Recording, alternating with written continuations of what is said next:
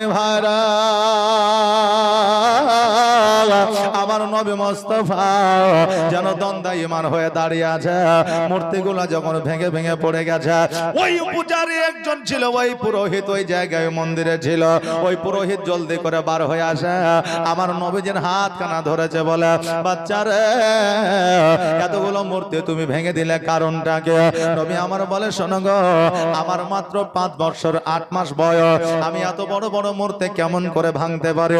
আমি এত বড় মূর্তি ভাঙে না, দরওয়াজায় এসে দাঁড়িয়েছি, মূর্তি নিজে নিজে ভেঙে পড়েছে। ওই পুরোহিত বলতেছে, আমি জানতে পারছি, বুঝতে পারছি তোমার দ্বারা এত বড় মূর্তি ভাঙা সম্ভব নয়, কিন্তু এই জায়গায় কোনো মানুষও দেখা যায় না, ঝড় নাই, বাতাসও না, কোন রকমের ফাঁড়ি না, আমি মানুষজনকে কি জবাব দেব? আমার প্রতি জুলুম হবে, আমার উপরে অত্যাচার হবে, আমাকে জবাবদি করতে হবে। এই জন্য বাচ্চারে আমি আজকে তোমাকে বন্দী করে রাখবো, কেউ যদি জিজ্ঞাসা করে আমি তোমাকে দেখাইয়া দিব। এ বাবা, আপনি ছোট্ট থেকে বড় হয়েছেন, আমিও ছোট্ট থেকে বড় হয়েছি, কিন্তু এমন সময় আমরা পার করেছি যে নিজের দোষ না করিয়া দোষ নিজের ঘাড়ে নিতে হয়েছে। না হয়নি? হয়নি? হয়েছে। বাচ্চা বাচ্চা একসঙ্গে খেলছেন, 10টা 12টা, এখন তো মোবাইলে পাগল হয়ে যায়, মার মার মার, ধর ধর ধর। কিন্তু আমাদের আমলে, আপনাদের আমলে এইসব ছিল না, ছিল না। 10টা 12টা ছেলে খেলাধুলা করেছে, একজন কাউকে একটা চড় মেরে পালিয়ে গেছে, যাকে চড় মেরেছে সে বাপকে ডাকতে গেছে, আর যে চড় মেরেছে সে পালিয়ে গেছে। এবার তার বাপ এসে এখানে যত ছেলে আছে তাকে বুকে চলে গেল। আসলে যারা মেরেছে তারা চলে গেছে, যারা মারেনি তারা বকা খাইলো, হয় কি হয় না? আপনার দোষ নেওয়ার পরেও, দোষ না করার পরেও অনেক সময় দোষ ঘাড়ে নিতে হয়। আমার নবী যে চিন্তা করে, আল্লাহ গো, আজকে পুরোহিত আমাকে নিয়ে যা, আল্লাহ যাওয়ার কাজটা হলো আমার, আর মান সম্মান বাজানোর দায়িত্বখানা হলো তোমার। জোরে বলেন সুবহানাল্লাহ। ফাতেমা, আহারে কত সুন্দর নাম, আমার নবীজির বিটের নামে না ফাতেমা খাতুন নামেতে বাচ্চা এখানে আসিয়া 300 টাকা দান দিল, ঈদগাহার লাগিয়া জানিয়াতে করে গেল, দানকে কবুল করো ওগো রহমান, সকলে বলেন আমিন। এবার আমার নবীজিকে এই দেখা বেনামে 1000 টাকা দান করেছে, জাযাকাল্লাহ, মাশাআল্লাহ, বারাকাল্লাহ, সুবহানাল্লাহ। আল্লাহ গো, তুমি 1000 টাকাকে তুমি কবুল করে নাও। নবীজিকে আমার একটা ঘরে বন্দী করে রাখলে। এই দেখা হালিমা তো সাদিয়া রাদিয়াল্লাহু তাআলা আনহা ঘুম থেকে ওঠার পরে ডান দিকে দেখে নবী নাই, বাম দিকে দেখে নবী না। হালিমা চমকে উঠে, আল্লাহ গো, নবী কোথায় গেল, কোথায় গেল? এবার গোটে গোটে পায় ওই ঘরের মধ্যে আসিয়া পুরোহিতকে বলতেছে, একটা নূরানীময় চেহারায় বলা তুমি সন্তান দেখেছ, একটা ফুটফুটে সুন্দর চেহারাওয়ালা সন্তানকে তুমি দেখেছ? বলে দেখেছি, আমি একটা সন্তানকে বন্দী করে রেখেছি, দেখো দেখো ওই সন্তানটি কিনা। এবার আমার হালিমাকে যখন দেখা দিয়েছে, হালিমা ছুটে গিয়ে আমার নবীজিকে জড়ায়া ধরে বলতেছে, এটাই হলো আমার নবী। ও পুরোহিত, এই বাচ্চাকে কেন ধরেছ? বলে মূর্তি ভেঙেছে। আমার নবীজিকে বলছে, মুহাম্মদ তুমি কি মূর্তিটা ভেঙেছো? বলে না। হালিমা বলতেছে, পুরোহিত রে, আমার মুহাম্মদ যখন বলেছে ভাঙে না, সে ভাঙতে পারে না, কারণ হলো সে জীবনে কোনোদিন মিথ্যা বলে না, কিয়ামত পর্যন্ত বলবে না, আজ পর্যন্ত কেউ প্রমাণ করতে পারবে না। পুরোহিত বলল, না না না, ছাড়া যাবে না, ছাড়া যাবে না। এবার হালিমা বলতেছে, কাকুতি মিনতি করে এই বাচ্চাটাকে ছেড়ে দাও, যদি বাচ্চাটাকে না ছাড়ো আমি মক্কায় গিয়া আব্দুল মুত্তালিবকে জবাব দিতে পারবো না। পুরোহিত বলতেছে, কি নাম বললা? বলে আব্দুল মুত্তালিব। বলে তবে এই বাচ্চার বাপের নাম কি? আব্দুল্লাহ। বলে হ্যাঁ। বলে এর মায়ের নাম কি? আমিনা। বলে হ্যাঁ। সঙ্গে সঙ্গে ওই পুরোহিত আমার নবীজির পা খানা ধরিয়া বলতেছে, ইয়া রাসূলুল্লাহ, নবী গো, আমার বড় বেয়াদবি হয়ে গেছে, ক্ষমা করে দেন, কারণ হলো আপনি শেষ জামানার নবী, আপনি ইসলামের প্রচার ও প্রসার করবেন। আমি তাওরাত ইনজিল জুবুর থেকে পড়েছিলাম, আর আমি এই চেষ্টায় ছিলাম নবীকে যেই দিনে পাবো সেই দিন আমি কালিমা পড়বো। ইয়া রাসূলুল্লাহ, দয়া করে আপনি আমাকে কালেমাটা পড়ায়া নেন। নবী আমার 5 বছর 8 মাস বয়স, মতান্তরে 6 বছর বয়সে ওই পুরোহিতকে কালেমা পড়িয়েছিলেন। এখন কোয়ালিফাইড পারসন মানুষ আমরা অনেকে আছে, আমরা জিজ্ঞাসা করতে পারি 6 বছর বয়সে নবী ইসলামের প্রচার প্রসার করেছিল, 6 বছর বয়সে কেমন করে কালেমার দাওয়াত দিতে পারে, 6 বছর পরে কেমন করে কালেমা পড়াইতে পারে? নবী আমার 6 বছর বয়সে কালেমার দাওয়াত দেয় নাই ঠিকই, কিন্তু আমার নবীজি কালমা পড়িয়েছেন। আমরা অনেকে ইতিহাসের পাতায় পড়েছি যে 40 বছর বয়সে নবী নবুয়ত প্রাপ্ত হয়েছে। ইতিহাস পড়িনি বাবা, পড়েছে 40 বছর বয়সে নবী নবুয়ত প্রাপ্ত হয়েছে। কিন্তু না না না, আমার নবী 40 বছর বয়সে নবুয়ত প্রাপ্ত হয় না।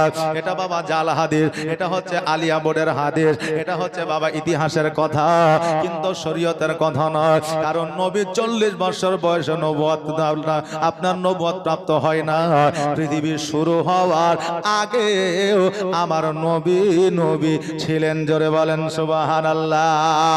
অতএব নবী 6 বছর বয়সে কেন? নবী যেই দিনে 12 রবিউল আউয়াল আপনার 570 খ্রিস্টাব্দে এই পৃথিবীর বুকে সোমবারের দিন শুভে সাদেকের সময় এসেছিলেন। আর আমার নবীজি সিজদায় পড়ে গিয়ে হাবলি উম্মতি উম্মতি বলে কেঁদেছিলেন। 6 বছর তো দূরের কথা, 40 বছর তো দূরের কথা। আমার নবী যেই দিন জগতে এসেছিলেন সেই দিন থেকে ইসলামের প্রচার ও প্রসার শুরু হয়ে গিয়েছিল। জোরে বলেন সুবহানাল্লাহ। নবী আমার কালেমা তাইয়ে পড়ে দিলে, এবার কালেমা পড়ে দেওয়ার পরে হালিমাকে নিয়ে মক্কায় যাবে। এবার ওই পুরোহিত বলতেছে, ইয়া রাসূলুল্লাহ, ইয়া হাবিবাল্লাহ, নবী গো, আজকে আপনার কালেমা আমি পড়েছে, জীবন আপনাকে দিয়েছে, প্রাণ আপনাকে দিয়েছে, জান আপনাকে দিয়েছে। যখন আমার প্রয়োজন হবে তখন আপনি আমাকে ডেকে নেবেন। আমার নবী বলে, শোনো, আমার যেই দিন বিপদ আসবে দুনিয়ার মধ্যে, কাফেরেরা যেই দিন আমাকে পাথর মারবে, কাফেরেরা যেই দিন ইসলাম প্রচারের জন্য আমার প্রতি জুলুম করবে, সেই দিন তুমি থাকবে না। কারণ হইল সেই দিন তোমার হায়াত থাকবে না। ওই পুরোহিত বলল, হুজুর গো, এই জন্যই তো আমি এখনই কালমা পড়ে নিলাম, যেন বেঈমান হয়ে মারা যেতে না হয়, মুনাফিক হয়ে মারা যেতে না হয়, বেধর্মিক হয়ে যেন মারা যেতে না হয়। নবী গো, জীবন যদি দিতে হয় আপনার কালেমা পড়ে দিব। জোরে বলেন সুবহানাল্লাহ। আমার নবী পাক সাল্লাল্লাহু আলাইহি সাল্লাম বললেন, ও পুরোহিত শোনো রে, আজকে যখন দরকার হবে আমি তোমাকে ডাকবো, তুমি ছুটে চলে আসবে। ওই পুরোহিত বলল, ইয়া রাসূলুল্লাহ, আপনি একবার আমাকে স্মরণ করবে, আমি চলে যাব।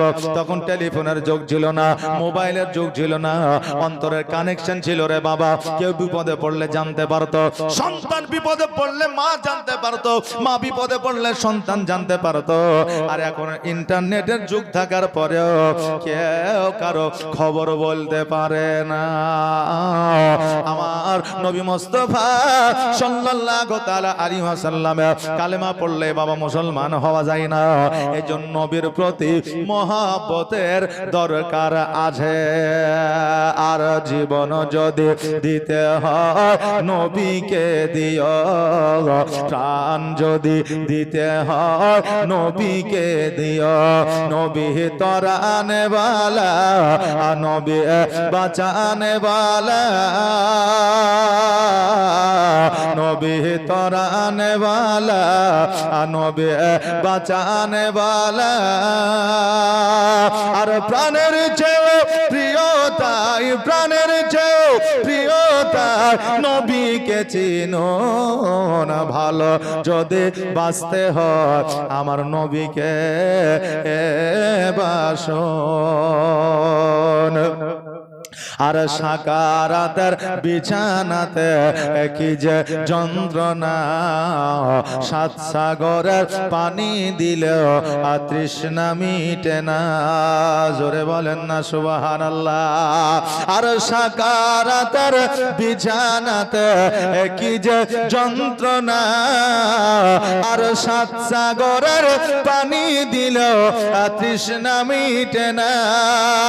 আর কৌশলের পানি দেবেন কাউসারের পানি দেবেন শাহে মদিনা ভালো যদি বাঁচতে হয় আমার নবীকে বাসায় হয় জান যদি দিতে হয় আমার নবীকে দিও আল্লাহুম্মা সাল্লাল্লাহু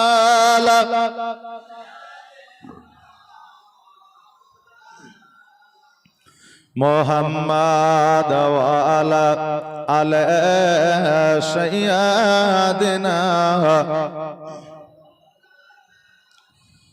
মুহাম্মাদ বাবাজি ভাইরা আমার নবী মুস্তাফা সাল্লাল্লাহু তাআলা আলাইহি ওয়াসাল্লাম দেখার জন্য গেছে মূর্তি আমার নবীর পায়ের তলে পড়েছে পুরোহিত পর্যন্ত মুসলমান হয়েছে কালমা পড়েছে আর আজকে আমরা মুসলমান ঘরে যুবকেরা কালী পুজো দেখার জন্য যায় সরস্বতী পূজা দেখার জন্য যায় আজকে আমরা পূজার মণ্ডপে গিয়ে ঘোরাফেরা করে তোমার কি একটু লজ্জাও লাগে না যে মুসলমান আমরা নবী প্রেমিক আমরা নবীর আশিক আমরা যেই নবী মূর্তির জায়গাতে যাওয়া তো দূরের কথা যেই মূর্তির নাম উচ্চারণ করে না আজকে তুমি সেই জায়গায় যাওয়ার পরে তুমি নিজেকে কেমন করে দাবি করতে পারো আমি নবীর উম্মাহ বলা যাবে যাবে না বাবারে আজকে এই জায়গায় জীবনী করার জন্য কিন্তু আসি নাই জীবনীর জন্য আসি নাই কারণ আমরা জীবনী বক্তা একটা জীবনী ধরলে আমরা 3 ঘন্টা 4 ঘন্টা চালিয়ে চলে যাব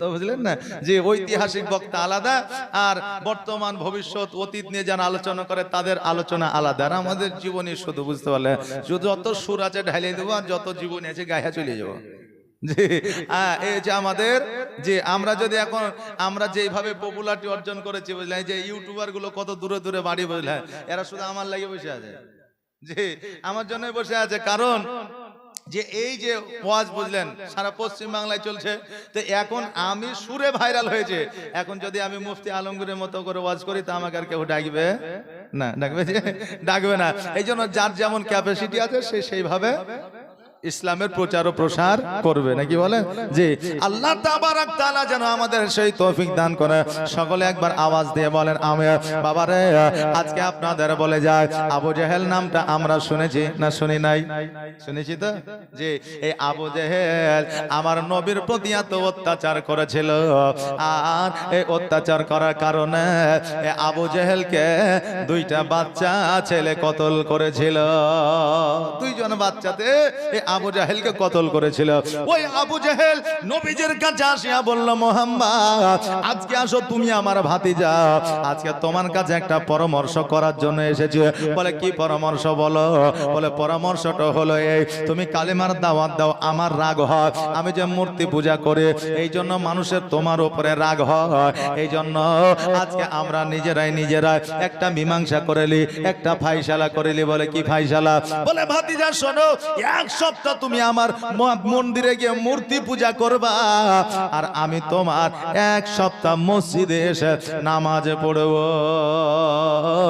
এই চুক্তিতে তুমি রাজি হয়ে যাও আর এই চুক্তিতে যদি তুমি রাজি হয়ে যাও তাহলে আমাদের মধ্যে আর ঝামেলা থাকবে না চাচা ভাতিজার মধ্যে কোনো আর অশান্তি থাকবে না আমার নবী মুস্তাফা সাল্লাল্লাহু তাআলা আলাইহি ওয়াসাল্লাম বললেন চাচা গো আমার আল্লাহ তাবারাক তাআলা ফায়সালা দেবেন যতক্ষণ পর্যন্ত আমার আল্লাহ ফায়সালা না দেবে ততক্ষণ পর্যন্ত আমার দ্বারা উত্তর দেওয়া সম্ভব নয় কারণ আমার আল্লাহ তাবারাক তাআলা হলেন আলিমুল গায়ব আর আমার নবী হলেন ইলমুল গায়ব আমার নবী সব কিছু জানে আমার আল্লাহ তাবারাক তাআলা জানায়া দেয় আমার নবী মুস্তাফা সাল্লাল্লাহু তাআলা আলাইহি ওয়াসাল্লাম যখন এই কথা বললেন আমার আল্লাহ বলে জিবরিল রে আর দেরি করিও না জলদি করো জমিনের মধ্যে যাও আর আমার নবীকে একটা সূরা দিয়ে দাও যেই সূরার নাম হলো সূরা কাফিরুন কুল ইয়া আইয়ুহাল কাফিরুন লা আ'বুদু মা তা'বুদুন এই সূরাটা দিয়ে দাও এই তুমি আজকে এই তোফাটা আমার নবীকে দিয়ে দাও। আমার নবী মুস্তাফা সাল্লাল্লাহু তাআলা আলাইহি ওয়াসাল্লামের কাছে এই তোফা যখন পৌঁছে গেল, আমার নবী বললেন লাকুম দীনুকুম ওয়ালিয়াদ। চাচা গো, তোমার ধর্ম তোমার জন্য, আমার ধর্ম আমার জন্য। তোমার ধর্ম তুমি করো, আমার ধর্ম আমি করি। আজকে আমার ধর্মের প্রতি তুমি আঘাত আনবা না, তোমার প্রতি তোমার ধর্মের প্রতি আমি আঘাত আনবো না। এবার আবু জেহেল বড় একটা চালাক চতুর মানুষ ছিল। বাবারে, আবু জেহেল বলল ভাদিয়া তুমি মূর্তি পূজা করবা না ঠিক আছে, এক সপ্তাহ যাবা না ঠিক আছে, তবে একটা দিন আমার মন্দিরে তুমি চলো। একটা দিন তুমি চলো, তাহলে তুমি যা করবে আমি মেনে নেব, অসুবিধা নাই। তারপরে তুমি যাই বলো তাই আমি শুনে নেব। আমার নবী বলতেছে না না না, এটা কি করে সম্ভব হয়? এইটা সম্ভব হবে না। আমার আল্লাহ তাবারাক তাআলা বলে হবে। আবু জেহেল মন্দিরে যাওয়ার জন্য বলছে আপনি চলে যান। আমার নবী বলছে আল্লাহ গো, আমি যে মন্দিরে যাব, যারা কালমা পড়েছে তারা তো বলবে মূর্তির পাওয়ার বেশি, মন্দিরের পাওয়ার বেশি, তাই মসজিদ ছাড়িয়া মন্দিরে যা, এই কথা তারা বলবে। আমার আল্লাহ তাবারাক তাআলা বলে হাবিব গো, যাওয়ার কাজটা হলো আপনার মান ও ইজ্জত সম্মান বাড়ানোর কাজটা হলো আমার। জোরে বলেন সুবহানাল্লাহ। আবু জাহেলকে বলল ঠিক আছে যাবো। বলে কখন? বলে সন্ধ্যাবেলায় চলো। বলে ঠিক আছে যাব। এবার আবু জাহেল সকলকে বলে দিয়েছে তোদের মোহাম্মদ আসবে মন্দিরে, অতএব তোদের খোদার পাওয়ার নাই, আমাদের ভগবানের পাওয়ার আছে, এই জন্য আজকে মন্দিরে আসবে। এক বলেছে আর এক বুঝিয়েছে। এরকম হয় কি হয় না? হয় কি হয় না? হয় বাবা। আমার নবীজি সন্ধ্যাবেলায় আসবে মন্দিরে, সবাই যেন দাঁড়িয়ে আছে রাস্তার ধারে, পথের ধারে, দেখবে কি করে কি না জানি হয়। আমার নবীজি যেমনই মন্দিরে পা দেবে অমনি মন্দির ওপর হয়ে আপনার যেন নবীজির পায়ের তলে পড়েছে। আর যত মূর্তি পূজা ছিল সবাই যেন কালেমা পড়তে আছে। জোরে বলে সুবহানাল্লাহ। এই যে অলৌকিক একটা দৃশ্য দেখিয়া ওই জায়গায় যত পুরোহিত ছিল আবু জাহেলে বাদ দিয়া সবাই আমার নবীর কালমা পড়েছিল লা ইলাহা ইল্লাল্লাহ। সবাই বলেন নেকি হবে লা ইলাহা ইল্লাল্লাহ, বলো লা ইলাহা ইল্লাল্লাহ, বলো লা ইলাহা ইল্লাল্লাহ, বলো লা ইলাহা ইল্লাল্লাহ। আওয়াজে লা ইলাহা ইল্লাল্লাহ। সবারই স্বার্থ আছে, নেকি আছে, সবাই বলে লা ইলাহা ইল্লাল্লাহ, বলো লা ইলাহা ইল্লাল্লাহ। নবী গো তোমার মতো এত ভালো, তোমার মতো এত ভালো কেউ তো আমার বাসে না, তাই তো নবী আমি তোমার দিওয়ানা, তাই তো রাসূল আমি তোমার দিওয়ানা। ও কি শুনেছি কিতাবের লেখা,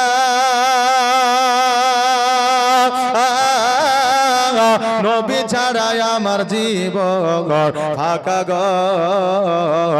ও কি শুনেছি কিতাবের লেখা, নবী ছাড়াই আমার জীবন ফাঁকা গো। নবীজিকে ভালো না বাসিলে, নবীজিকে ভালো না বাসিলে আল্লাহ পাওয়া যাবে না, তাই তো নবী আমি তোমার দিওয়ানা। তোমার মতো এত ভালো, তোমার মতো এত ভালো কেউ তো আমার বাসে না, তাই তো নবী আমি তোমার দিওয়ানা। বলো লা ইলাহা, বলো লা ইলাহা ইল্লাল্লাহ, বলো লা ইলাহা, বলো লা ইলাহা ইল্লাল্লাহ, লা ইলাহা ইল্লাল্লাহ মুহাম্মাদুর রাসূলুল্লাহ সাল্লাল্লাহু তাআলা আলাইহি ওয়াসাল্লাম। আল্লাহুম্মা সাল্লি আলা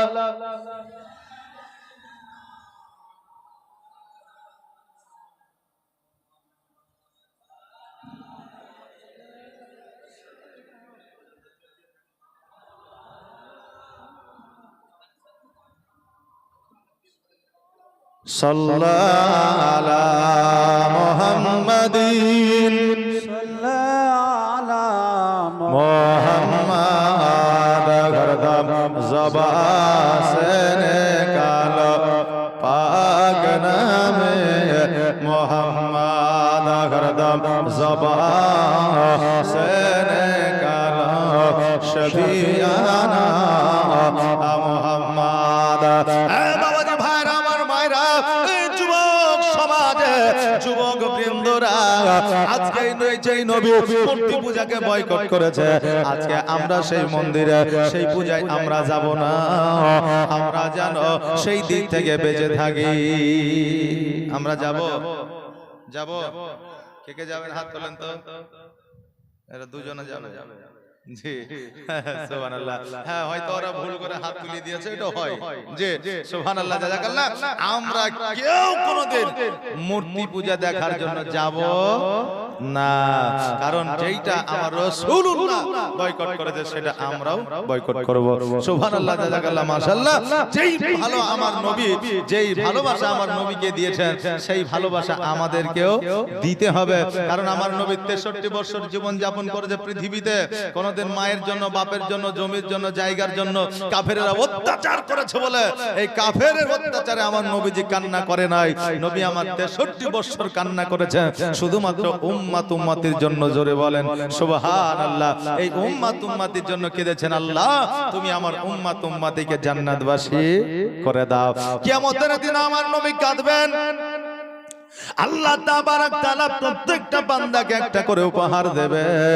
হাফেজকে দেবে, কারীকে দেবে, আলেমকে দেবে, ওলামাকে দেবে, মাস্টারকে দেবে, ডাক্তারকে দেবে, প্রত্যেকে একটা করে উপহার দিবে।